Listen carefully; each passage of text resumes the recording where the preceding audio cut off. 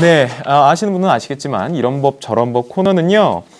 국회 본회의의 계류 중에 있거나 앞으로 시행될 법률이거나 아니면 기존에 시행되고 있는 법률 중에서 이슈가 되거나 우리가 꼭 좀 알아두면 유용한 그런 법률에 대해서 살펴보는 시간입니다.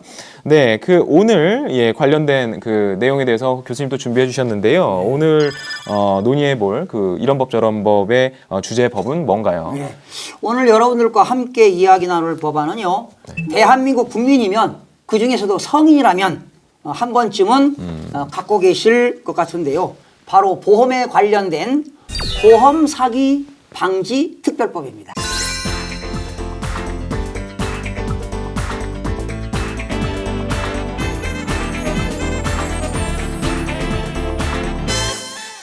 제가 신문기사나 이런 데 보니까 여러 가지 유형의 이제 보험 사기들이 막 진화하고 있어요. 근데 작년 한 해만요, 보험 사기로 적발된 액수가 사기치려다 실패한 액수죠. 그게 6,500억 원이랍니다. 6,500억 원이요. 이게 여러분들이 잘 생각하셔야 되는 게, 야, 난 보험 들지도 않았는데 뭐 어때? 라고 생각하시면 안 돼요. 내가 낸 보험금이 엉뚱한 데 쓰여갖고요. 실제로 진짜 피해 보상을 받아야 될 사람이 제대로 못 받게 되는 현상이 벌어져요. 보험 사기가 많아지면. 그래서 반드시 이걸 처벌을 해야 되는 어떤 필요성이 있는 것인데요.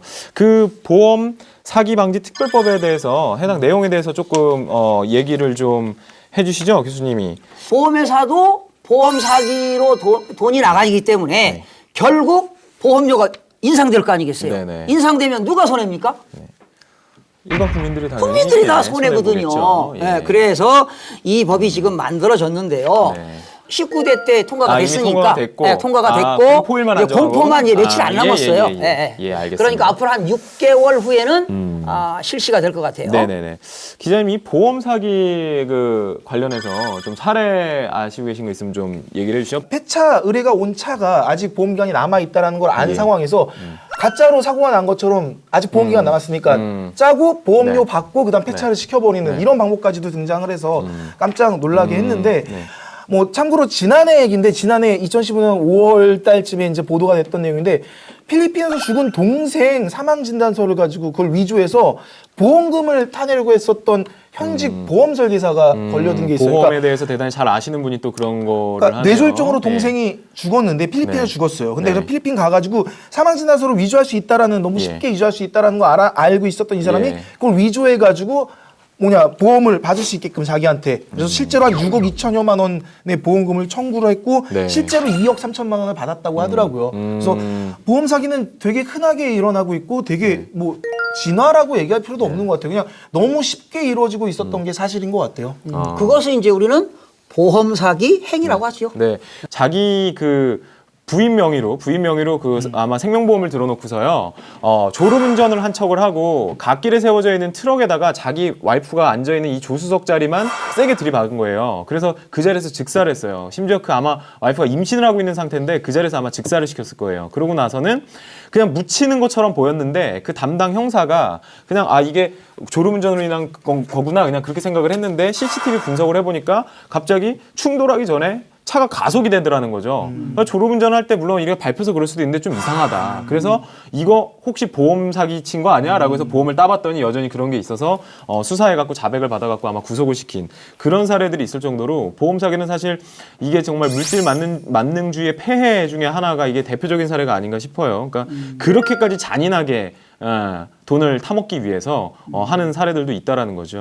근데 어떤 분이 법을 네. 만들면 뭐하냐? 법을 안 지키는데 네. 그래서 이렇게 보험 사기가 나오기 때문에 보험 사기 방지 특별법이 만들어진 거예요. 더 세게 처벌하는 거 왜 지금 방법이 없으니까. 그렇죠. 예. 별도의 법률을 만들어 처벌하는 건데. 그렇죠. 근데 그 말씀 맞으세요. 그러니까 법을 만들면 뭐예요? 우리가 뭐 도로교통법이 없어갖고 무슨 신호위반하고 음주운전하고 뭐 이런 사람들 왜 나오겠어요? 그 법이 없어서 나오는 게 아니잖아요. 예. 그런데 그 부분은 생각할 수 있죠. 아주 강력하게 처벌을 하지 않다 보니까 이게 네. 계속 만연된 게 아니냐. 네. 뒤늦었지만 어쨌든 아주 강하게 처벌할 수 있는 법이 생긴다는 아니요. 거는 그래서- 반겨야 될 문제인 것 같고요.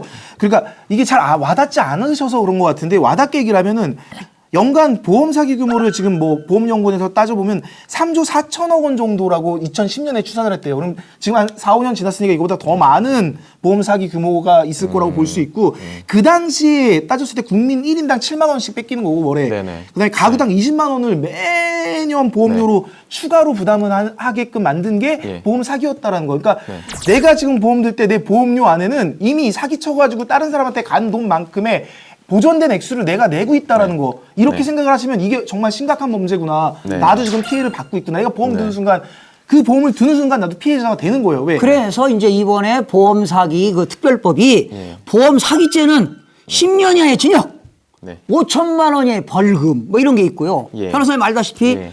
상습법은 가중처벌하죠. 가중처벌한다는 예. 거 아니에요. 그리고 50억 이상일 때는 심지어 무기까지 하겠다. 무기징역까지 처벌하겠다. 처벌하겠다. 이렇게 해서 특별법이 만들어진 겁니다. 예. 속 박사님 계속 지적하시는데 보험 약관이 좀 이상하게 써져 있고 그 보험 그 회사에 유리하게 그렇게 되어 있잖아요. 그래서 막상 보험 사고 터져서 보험금 받으려고 그러면 너무 깐깐하다. 예. 근데 정말 이렇게 깐깐한데 거기다 대고 사기를 치는 사람 정말 대단한 사람이다라는 말씀 주셨는데요. 예. 이게 진짜 현실의 목소리를 반영하는 게 아닌가 싶어요. 그래서 근데 이번에 만들어진 게 하나 더 있어요. 네. 보험금, 보험회사에서 이제 보험금을 지급하잖아요. 네. 그런데 그 보험금 지급을 지체하거나 네.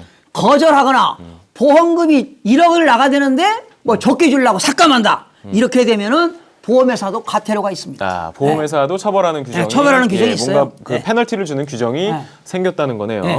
그리고 그건 누가 징수하느냐? 네. 금융위원회에서 이제 부가 징수하도록 돼 금융위원회에서 있어요. 근데 이게 이제 과정을 좀 설명을 드려야 될 것 네네. 같은데 원래 법안 안에서는 그게 들어가 있었죠. 오히려 그걸 처벌하겠다가 아니라 어떤 뭐 이가 어쨌든 간에 보험사가 이 사람이 보험 사기를 벌이는 것 같다라고 생각이 들면은 일단 지급 정지시키는 것들을 원래는 이 법에 넣으려고 그랬어요. 그래서 고의 또는 과실이 보이면은 그 자체만 가지고도 네. 보험사가 돈을 지급하는 걸 유예시켜 버릴 수 있다라는 조항을 넣으려고 했었는데 이 바뀌는 법안에 근데 이 부분은 이제 오히려 뭔가 보험 사기를 막으려다가 선량하게 돈을 받아야 되는 사람이 뭐 2년, 3년 지연돼서 받고 나중에 그거에 대한 이자나 뭐 이런 건 주지 않는다라고 원래 네. 법안에 들어 있었기 때문에 이건 문제가 있다. 소비자는 보호해야 된다 해서 약간 바뀐 부분이 있고 바뀌면서 또 역으로 따졌을 때 만약에 지급하지 않을 경우에는 처벌을 하게끔 하는 조항까지 들어가면서 좀 더 소비자 입장에 더 가까워진 법이 네. 되긴 했는데 네. 저희가 하나 살펴볼 게 뭐냐면 이게 우리나라만의 문제는 아니라는 거죠. 보험 사기가 뭐 앞서 미국은 1990년도에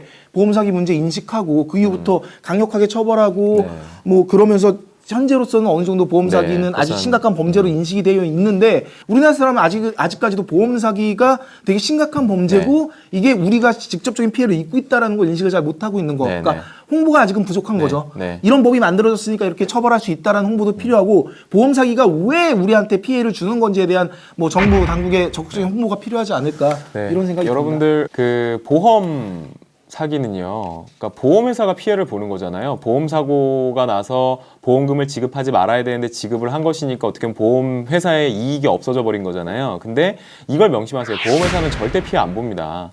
자기가 그 피해를 메꾸기 위해서 다시 국민들한테 보험금을 인상시키는 거죠. 인상을 해서 받아내요, 반드시. 그리고 그런 사례들이 집적되면 될수록 보험회사는 보험금을 지급해주지 않기 위해서 그 보험금 지급 요건들을 대단히 까다롭게 상향 조정하는 경향들이 있거든요. 결국 그게 우리의 피해라는 거죠. 그러니까 그런 류들의 쓸데없는 사회적 비용이 나가지 않았더라면 조금 더 우리가 쉽게 혜택을 받을 수 있는 것들이 우리 스스로 혜택을 받는 것이 어려워지는 그런 사회가 되는 것이 불합리하기 때문에 이런 법을 만들었다는 점에 대해서 심지어 보험사가 역으로 그걸 악용하는 사례도 발생하니까. 네네.